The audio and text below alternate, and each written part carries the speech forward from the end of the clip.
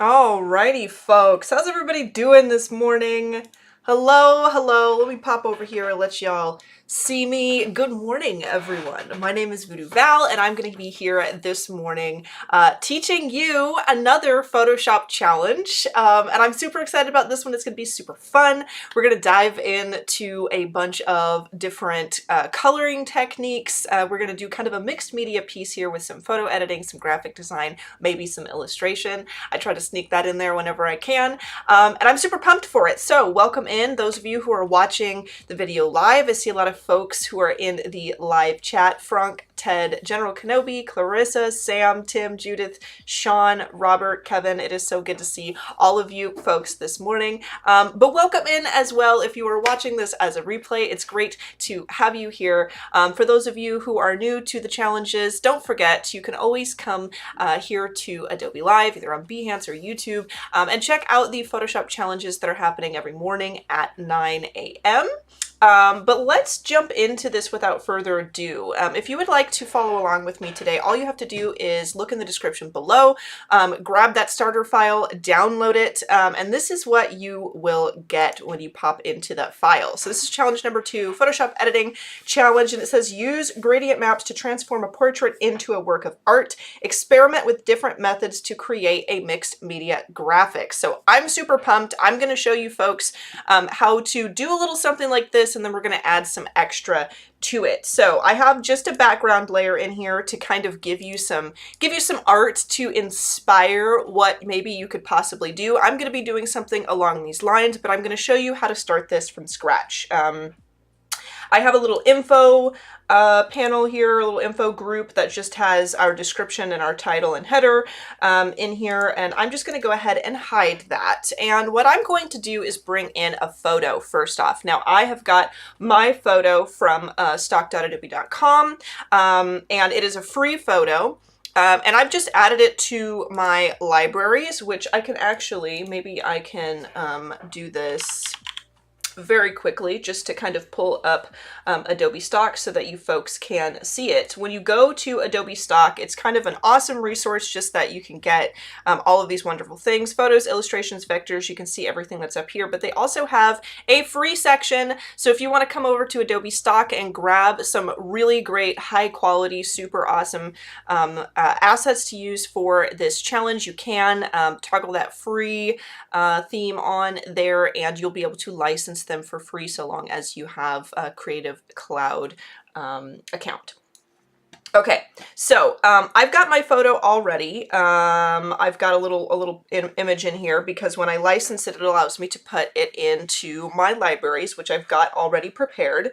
And what I've done is I've gone ahead just to save us some time, and I've cut her out of my image, but I am going to show you how I did that. So I created a new layer here, but when I opened it, I just had to open my libraries, double click my image, and then it opens that stock photo in another file here in my Photoshop. And all I did was I selected my object selection tool. And if you don't see that, maybe you see the magic wand or the quick selection tool. All you have to do is right click that and it will open this drop down menu so that you can see all the different selection tools available to you. Now you can use the object selection tool, which is really great. You could also press select subject up here or select and mask, but when you use the object selection tool, its newest version will allow you just to hover over things in your image file, and it will detect what it thinks is the selection you are trying to make. And all you have to do is tap it. Now let me come over here. I want to make sure that I'm doing this. All you have to do is just tap, and it will load, and it will give me a little selection. Boom, there we go. And what you can do is, if I grab my lasso tool, which I've just hit L on my keyboard, I can come in here holding shift and clean this up because it doesn't look like it snagged her hand, which is understandable because it's a color that is very close to the background color there. And that's perfect. I'm not going to worry about all this stuff in here that needs to be cleaned up because we are going to edit this photo quite a bit. And then I just hit my mask button here, which is this rectangle with the dot in it. So if I hit mask, you can see it just masks all of that away. And then what I would like to do is rename this to girl and then I will convert that to a smart object. We're going to work non-destructibly, which means that as a smart object, I can make this just a single image here of her, but if I would like to at any point to go back and edit it how it was originally, I could double click this and it will open up this with the mask on and all of that good stuff. I don't need that right now. I just need my girl here. So what I'm going to do is I'm going to drag this into my other file. So I'm going to drag that layer, hover over this Photoshop file tab, and then bring it in here and drop it. And you can see it just throws my girl right in there. And I am going to kind of center her. I think I might make her bigger than the starter file is. Do something like this. And I'm going to leave my background on for a little bit just to continue to inspire me as I go along here. So we're going to create a gradient map to kind of give her a little bit of fabulous flair, okay? Because I want her to, I think she looks pretty cool, but I want her to match the motif that I'm going to go for this piece, and a gradient map is a really excellent way to do that. So how do you create a gradient map? Well, you come up here to edit, image, excuse me, and you want to go to adjustments and then gradient map. And this will allow you can see I already have two colors selected, which is that pink and that white. And if I click onto that gradient there, it allows me to start adding multiple stops in here. If I just click where I want them, and I can come in and change the color of all of these individual points if I want, and start adding different colors and all that stuff. It's kind of how a lot of people manage to do like a duotone sort of effect to images. If you've ever seen that and you like that effect, it's one of my favorites. This is how you could do that. The only thing is I really want to be able to sample colors from a specific color palette. So this is what I'm going to do. I'm going to come over here to my libraries, and I do have a color palette picked out, which I've just found on Adobe Color. And what I'm going to do is make myself a place where I can sample all of these colors. This is just personally how I like to do it. And so I'll click these, and I'm just going to tap in a line and just get myself a nice little ascending color palette here. So I just have my blacks, my blues, and my reds that I'm liking for this image. And then I will create myself a custom gradient map. So if you've ever used a gradient map and you didn't know how to save that gradient map, this is how you do that. So I can go in here to gradient map. I'm going to go ahead and select this. Oops, actually what I'm going to do is I'm going to say no preview, because I want to preview this layer that I've got here. What I'm going to do is I've got 6 colors here. I don't know if I'm going to use all 6, so I'm just going to tap so I have 4 points. And what I'm going to do is come over here and click these and start to sample the color. So I'll select this one, click my color, sample that gray, boom.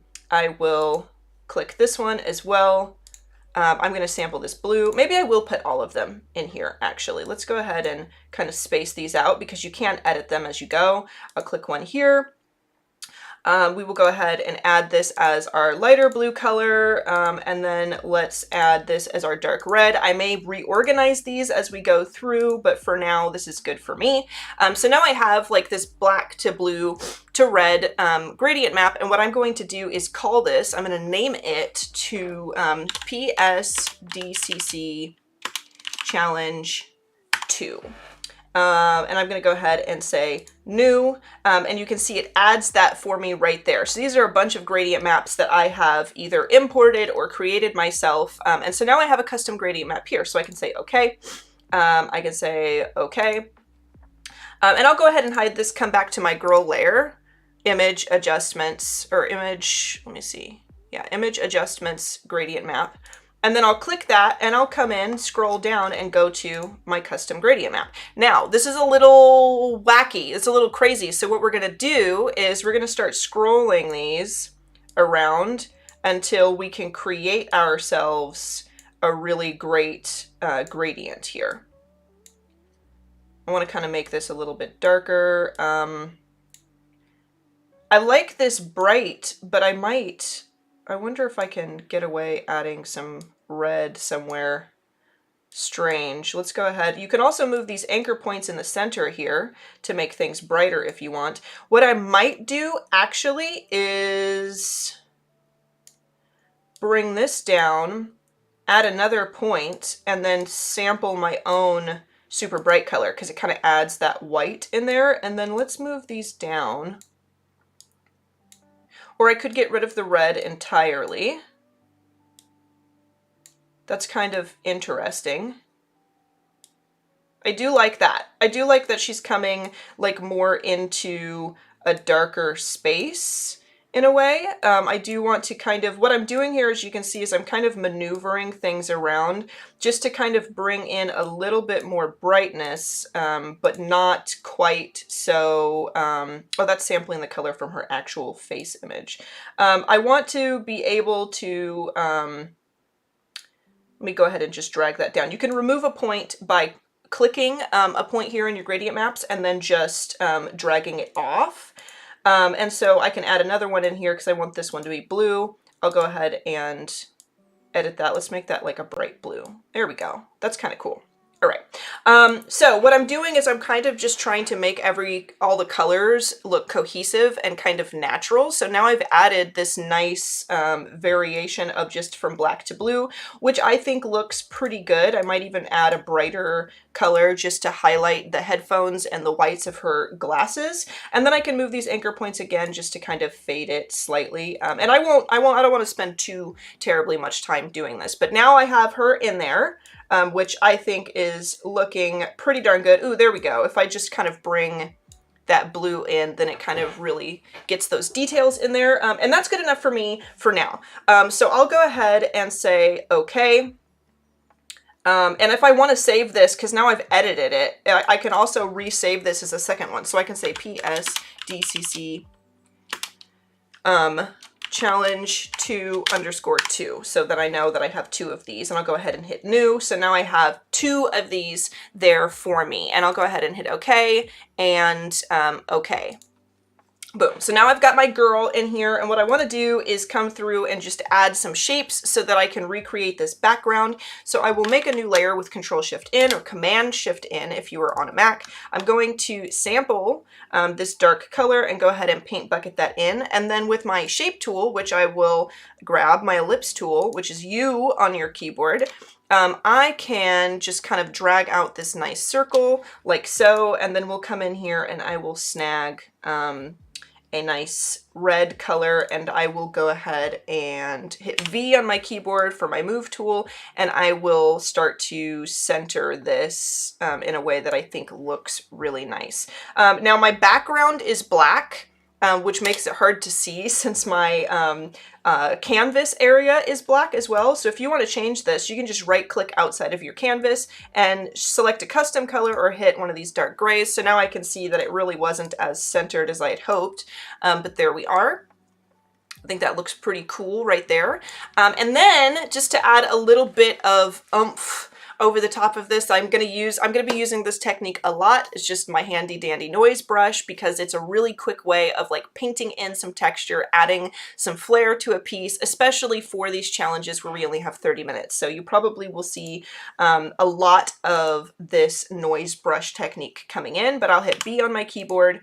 I'm going to select my soft round pressure, opacity and flow brush, which is default within Photoshop. I'll make my brush a little bit bigger with my bracket keys, select dissolve, and then I'm just going to come in here and snag some color. I'll zoom out with holding Control or Command if you're on a Mac and pressing the plus and minus keys.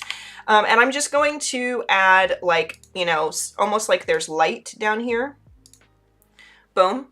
And I kind of do want this to be like a tad darker. I don't want it to be crazy. We'll get that gray in there, and then we'll grab that black and kind of fade that down so there's a nice kind of gradient, and I'm just tapping with my mouse key here. That's all. And then here I am going to, I'll right click this and I will rasterize this layer, transforming it into a pixel layer. I'm not going to use a blending mode, but I am going to lock the transparency. And then I am going to kind of give this a little bit of color as well. So locking the transparency means that anything that is on this layer is going to be, it's only going to be painted on, like as I use my brush and things, I'm only going to be able to paint wherever there was already something on the layer before I set that layer transparency, which is very helpful. I might darken, because I know in my sample image I had a bright spot behind her head, but I might darken this since like there's light coming up from the bottom. Maybe we will brighten that and darken the top there behind her head, because we are going to turn this into a mixed media piece. So we've got some graphic design, we've got some photo editing, but now I really would like, because we do have some time here, I'd like to make this a little more atmospheric real quick, and add some illustrative elements. So quick recap, what have we done so far? We have cut out our girl here. If I come over here to my other layer, you can see, let me go ahead and disable this mask just so that we can see it. Let's delete that layer mask. So we had our original photo here, and we cut her out of the photo, and then we brought her over into the challenge file, applied a custom gradient map. We've saved custom gradient maps. We've done a little bit of graphic design with some large shapes and bold colors here just to add a little bit of flavor to it all.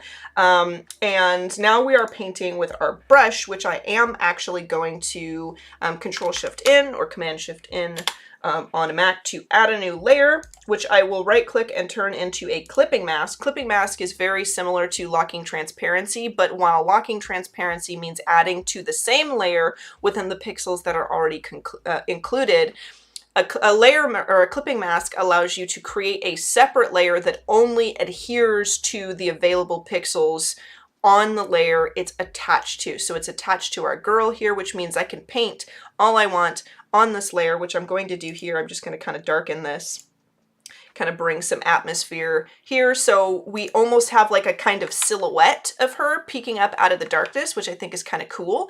And I can hide this and unhide it. So, you know, it's very useful if you'd like to add some cool kind of atmosphere to your pieces. I'm almost wondering if we should darken the back of her head here, which I think is kind of neat. I don't know if that's a little too much. It might be a little too much. But I do like this. I do think that this is cool. So I will leave that like that because we have that nice silhouette.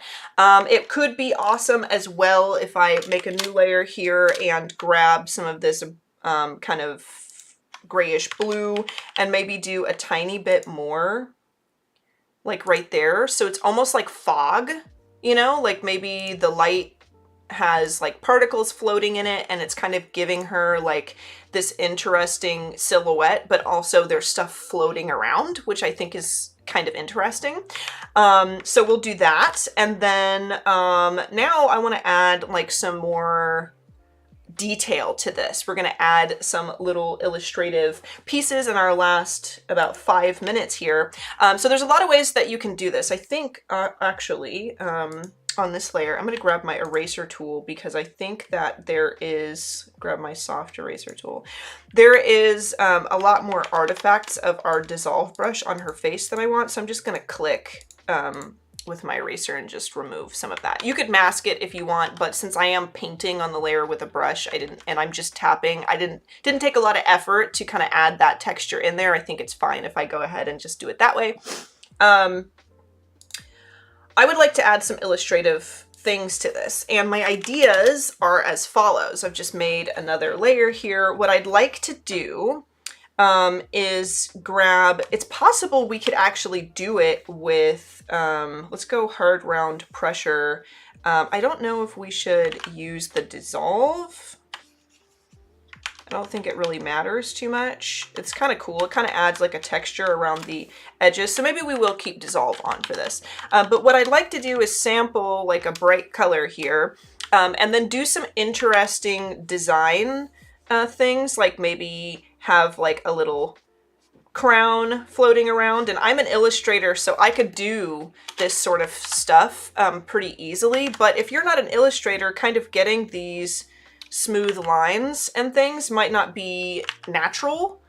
for you. It might feel like really alien to kind of get in and start doing these things. So I'm going to go through some cool ways. I am going to kind of sketch around and add some interesting lines here, but I'll show you a couple of techniques that you can use if you are not an illustrator, but you still would really like to try out this kind of illustrative style. I'm just going to kind of do a defining line there for her shoulder and put some little lines here and there just so that, you know, she's got like these defined pieces. But another thing that you could do is you could come in here with your polygonal lasso tool.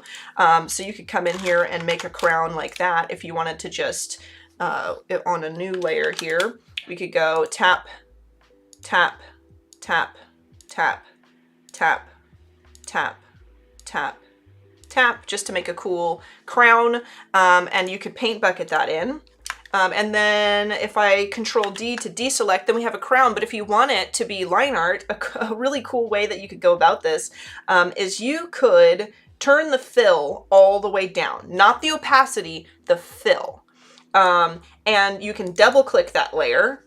And then if we bring this down over here, let's bring this over here, and add a stroke, and make sure it's that pink color sampled. We could go like that and maybe change this like that. Then I have a little line art of a crown, which I could free transform with Control T or Command T, and then just rotate around and place wherever I like. So you could do it that way. If you don't mind the solid shapes, then you could have stopped before that stroke layer. Another thing that you could do is grab the pen tool. Because the pen tool, if I click on my pen tool here, would allow you to kind of do the same thing, but you'd be working in vector, which is nice and clean. So you could come in and do something like that. You could turn the fill off and turn the stroke on. And you can see this is a very, very clean sort of outline here, sort of stroke, which is really cool. You could also, if you wanted to, you could also come in with a brush, and I'll go ahead and make another layer here with the smoothing on, and you could use your mouse to kind of trace some lines if you wanted to do it that way, which is another cool way to go about things. So if I'm just using my mouse right now, and I can kind of come in and draw around, and I crank that smoothing up to almost 60%. You kind of need a lot of smoothing in order to do it, but you can come in and paint with your mouse with the smoothing on, and it will kind of simulate like I've drawn a nice shape because it smooths it all out real nice and stuff, which is pretty cool. So you could try it that way. You could also, a quick tip, which is kind of neat with the brush tool, is if you click with your mouse, so I'll just click once, and then you hold shift and click in another area, it will draw a straight line from there to there, from point A to point B. And if you want, you can hold shift down, and you can start just tapping, and it will draw it for you, basically. So it will draw, as long as you're holding shift, it will continue to make those connections between points, and you can come in and add some more stuff. My personal favorite method of doing all this is painting, because I am predominantly an illustrator. That's just right for me. So I suggest that all of you kind of find what would be the best course of action for you, and kind of experiment with that. How much time do I have left here? I think it's time. I do have to take off. I don't have any more time to add any more stuff, but you can see where this is going. I hope that you like it. I hope that all of you folks try this, because it's pretty cool to mix graphic art, illustration, and photos. I have had a blast, and I can't wait to see what all of you folks make in the Discord. There's been so many cool things there already, but it is time for me to go. So I will see you folks later for another challenge. Please stay tuned for all of the wonderful things we have coming up on Adobe Live, and I'll see y'all next time. Adios, everyone.